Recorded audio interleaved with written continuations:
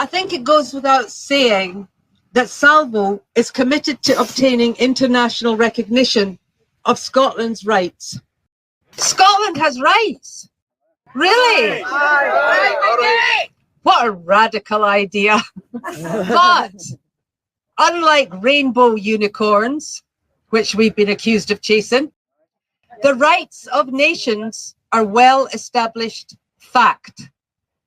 Scotland's rights exist under one of two possible sets of conditions, and only one or other of these two.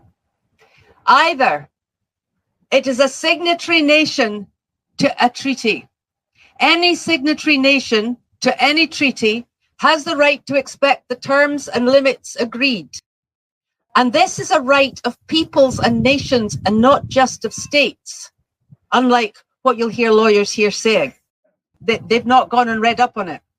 These terms and limits must not only exist, but they must define the character of the agreement.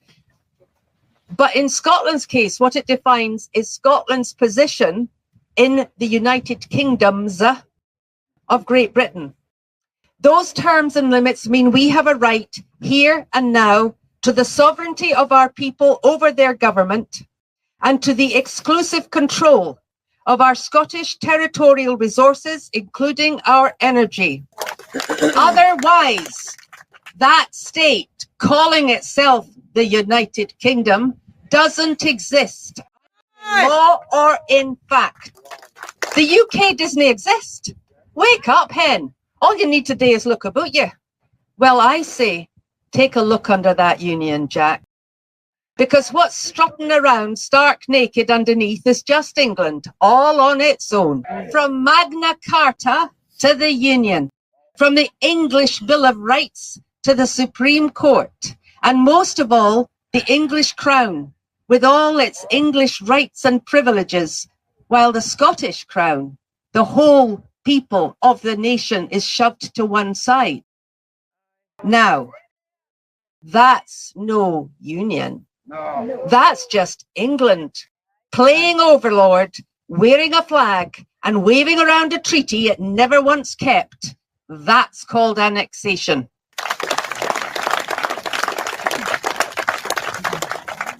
But perhaps that is our political reality. The British English state does seem to be arguing that Scotland volunteered for annexation and for everything that has cost us in terms of our culture, history, languages, social values, laws and constitution. Volunteered for the genocidal annihilation of our population and identity. Volunteered for dispossession of our rights as a sovereign territorial nation, rights to the exclusive ownership and control of our own resources. Volunteered for our poverty and our desperation.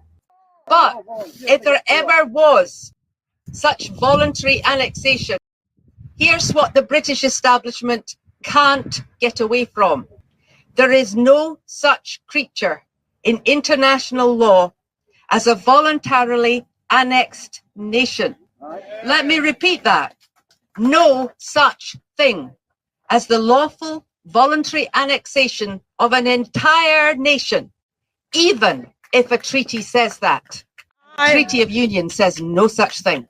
So what are the rights of an annexed nation in international law?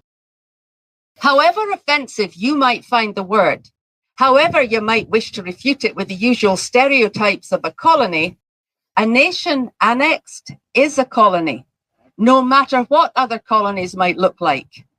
An annexed nation has the right to international assistance to decolonize. And I can tell you, Salvo will not stop until those rights are recognized and upheld.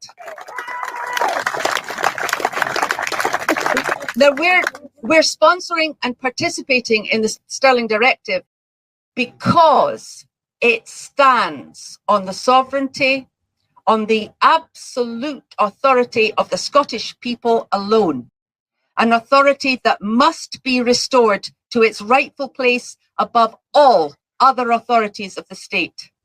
Scottish popular sovereignty means more than the right to vote. It means that a people can act on their own authority because they are that authority.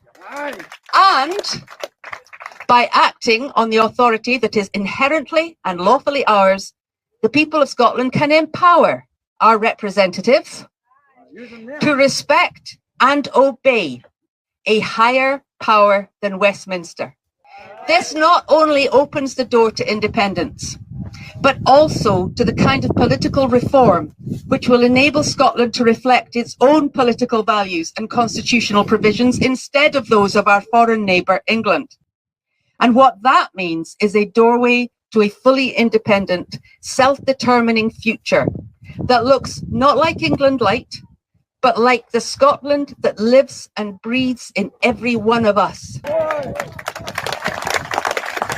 It's a Scotland based on the common good and the sovereignty of its people, from which comes all those principles of equality and social justice that we have held in common through 3 centuries of being ruled by a class-based, privilege-based foreign state. That rule ends. And the Scotland that lives and breathes in every one of us begins today.